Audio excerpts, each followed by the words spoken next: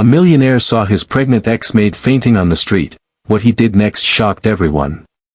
Ethan Reynolds had everything most people only dreamed of: a sprawling mansion overlooking the ocean, a fleet of luxury cars, and a name that made headlines in business magazines across the country. Yet, for all his wealth, his life felt strangely empty. His days were consumed by meetings, numbers, and deals, leaving little room for real human connection. He had long forgotten what it meant to feel truly alive, until one rainy Tuesday afternoon changed everything.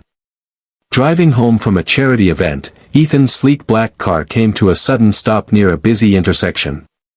A small crowd had gathered on the sidewalk, murmuring in concern. Curiosity piqued, Ethan stepped out, his polished shoes splashing in a puddle. And then he froze. Lying on the cold pavement, drenched from the rain, was a young woman clutching her swollen belly, her face pale and drawn. It took him only a second to recognize her, Maria, his former maid, who had worked in his mansion 2 years ago before disappearing overnight. Memories rushed back: Maria's quiet smile, her tireless work ethic, the way she'd hum softly while cleaning, as if carrying sunshine in her voice. But now, she was barely conscious, trembling and alone. Without hesitation, Ethan knelt beside her, his heart pounding in a way no business deal had ever made it. "Maria? Maria, it's me, Ethan. Can you hear me?" Her eyelids fluttered open, confusion and pain clouding her gaze before darkness took her again. For the first time in years, Ethan didn't care about status or appearances. He scooped her up in his arms, rain soaking his tailored suit, and rushed her to the nearest hospital. He sat in the waiting room, drenched and restless, 1,000 questions spinning in his mind. Why was she on the streets? What had happened to her? And why, despite all his wealth, had he never thought about the struggles of those who once served him? Hours later, a doctor approached. "She's stable now," he said. "But she's severely malnourished and dehydrated. The baby is under stress." The words pierced Ethan's chest like a knife.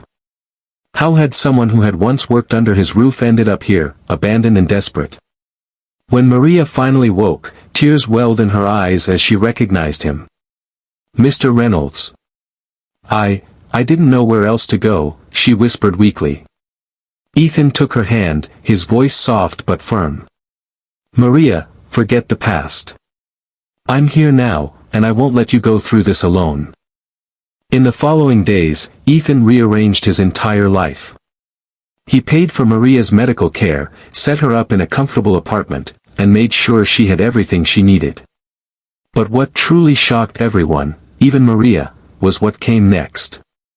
At a press conference meant to announce a major corporate deal, Ethan stood before cameras and spoke not of profits, but of people. He shared Maria's story, not her struggles as a maid, but her resilience, her quiet strength despite the world's cruelty. "I have built skyscrapers and businesses," Ethan said, his voice thick with emotion, "but I failed to build a life where kindness and humanity came first. That changes today." He announced the launch of a foundation dedicated to supporting expectant mothers in crisis, pledging millions of his own fortune to the cause. The room went silent before erupting in applause, reporters stunned by the unexpected display of compassion from a man once known only for his ruthless ambition. Maria, overwhelmed by his generosity, tried to thank him one evening, tears spilling down her cheeks. But Ethan shook his head, smiling for the first time in years, a genuine, unguarded smile. "No, Maria," he said softly. "You saved me. You reminded me what matters." Months later, Ethan stood in the hospital room holding Maria's newborn daughter, tiny and perfect, her little hand gripping his finger. In that moment, the emptiness in his life was replaced by something money could never buy: a sense of purpose, of family, of redemption. The story of Ethan and Maria spread far and wide, touching hearts around the world. It became a reminder that one act of kindness can ripple out to change lives, not just the life of the person helped, but the one who chooses to help. Because sometimes, the richest person in the world isn't the one with the most money, it's the one who chooses to love, to give, and to care when it matters most. And from that rainy Tuesday onward, Ethan Reynolds vowed never to let wealth blind him to humanity again. For in lifting Maria up, he had found something far greater than fortune, he had found his own heart.